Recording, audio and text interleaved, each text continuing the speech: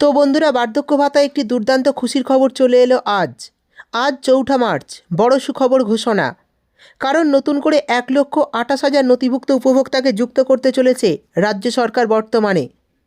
যাদের নাম permanent waiting লিস্টে ছিল, অর্থাৎ যাদের নাম অনেক দিন থেকেই বার্ধক্য ভাতায় পাওয়ার জন্য আবেদন করে রেখেছিলেন, তারা এবার টাকা পেতে চলেছেন। অর্থাৎ তাদের মধ্যে থেকে ১,২৮,০০০ উপভোক্তা টাকা পেতে চলেছেন। এরই সঙ্গে কিছু বিধবা ভাতা এবং প্রতিবন্ধী ভাতা প্রকল্পের উপভোক্তাদেরও এর সঙ্গে যুক্ত করা হচ্ছে। এরই পাশাপাশি টাকা দেওয়ার ব্যবস্থা করা হচ্ছে। এই মার্চ মাস থেকেই ব্যাঙ্ক অ্যাকাউন্টে টাকা পাবেন, অর্থাৎ এই মাসের প্রথম থেকেই ব্যাঙ্ক অ্যাকাউন্টে টাকা ঢুকতে শুরু করবে। এই ভিডিওতে আমি আপনাদের একটি আর্টিকেলের মাধ্যমে এই খবরটা দেখিয়ে দেব যে বার্ধক্য ভাতার জন্য যারা এতদিন অপেক্ষা করেছিলেন। আমরা জানি বার্ধক্য ভাতার টাকা এমন একটি প্রকল্প যেখানে ৬০ বছরের ঊর্ধ্বে সমস্ত বৃদ্ধ মহিলা ও পুরুষের ব্যাঙ্ক অ্যাকাউন্টে কিন্তু আর্থিক সাহায্য দেওয়া হয়। এই টাকা কিন্তু সমস্ত বয়স্ক মহিলা ও পুরুষদের খুবই কাজে লাগে, অর্থাৎ এই টাকা তাদের কাছে খুবই গুরুত্বপূর্ণ।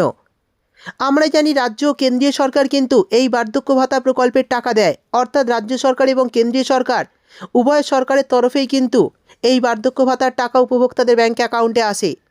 কিন্তু প্রত্যেক রাজ্যের তরফে কিন্তু একটি করে শূন্যপদ বা কোটা ধরা রয়েছে। তো সেই কোটার বাইরে কিন্তু নাম নথিভুক্ত করা যায় না। ইতিমধ্যেই কিছু শূন্যপদ তৈরি হয়েছে, অর্থাৎ অনেকেই মারা গেছেন বর্তমানে বা অনেকে ভুয়ো উপভোক্তা, তাদের বাদ দিয়ে কিন্তু ১,০০,০০০ নতুন ২৮,০০০ উপভোক্তার ব্যাঙ্ক অ্যাকাউন্টে কিন্তু এবার টাকা দেওয়া হবে, এমনটাই ঘোষণা করা হয়েছে।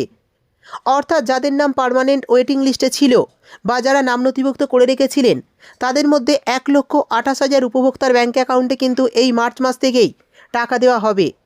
তো চলুন দেখে নিই এই বিষয়ে আজ একটি আর্টিকেলের মাধ্যমে কি জানানো হয়েছে। তাই ভিডিওটি একটু স্কিপ না করে পুরোটা দেখবেন। আর আপনি আমাদের চ্যানেলে নতুন এলে চ্যানেলটি সাবস্ক্রাইব করে পাশের নোটিফিকেশান বেলটি অল করতে ভুলবেন না। তো চলুন ভিডিও শুরু করি।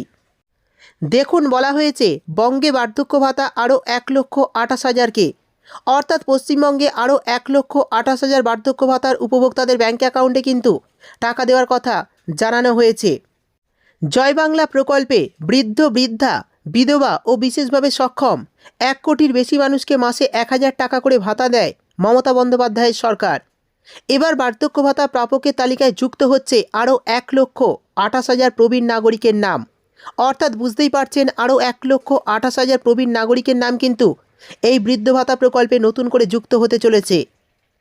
জাতীয় সামাজিক সুরক্ষা প্রকল্পের NSAP অধীনে বার্ধক্য ভাতা প্রাপকদের ডিজিটাল লাইফ সার্টিফিকেট ডিএলসি এবং অ্যানুয়াল ফিজিক্যাল ভেরিফিকেশনের কাজ চলছে ২০২৫ সালের শেষ ৮ মাস।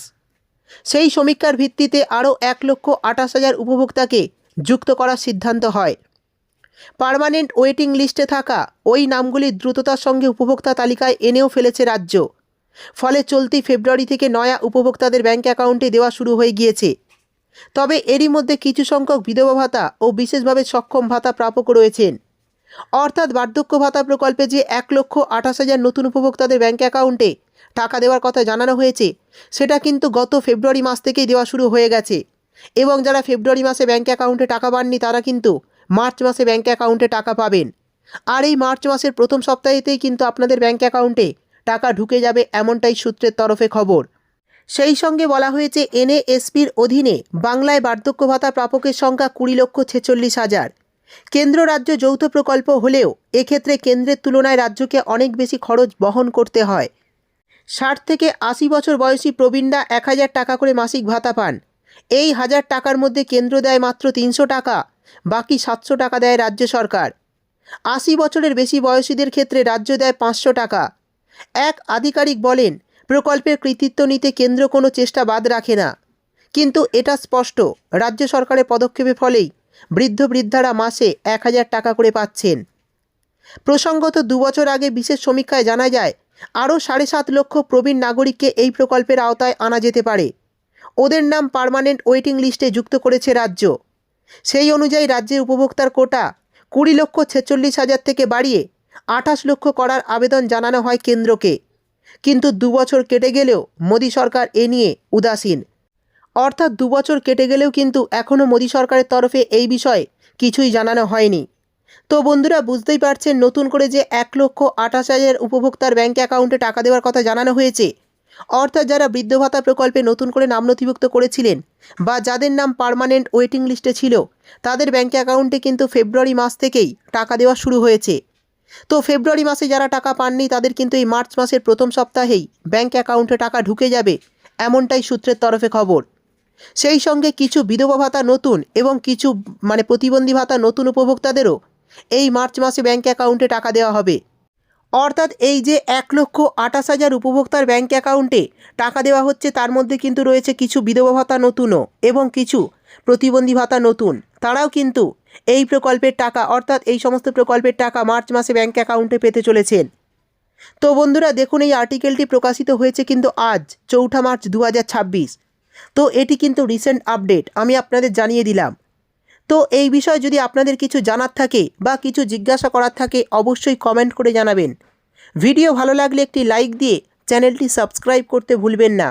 দেখা হবে পরের একটি ভিডিওতে।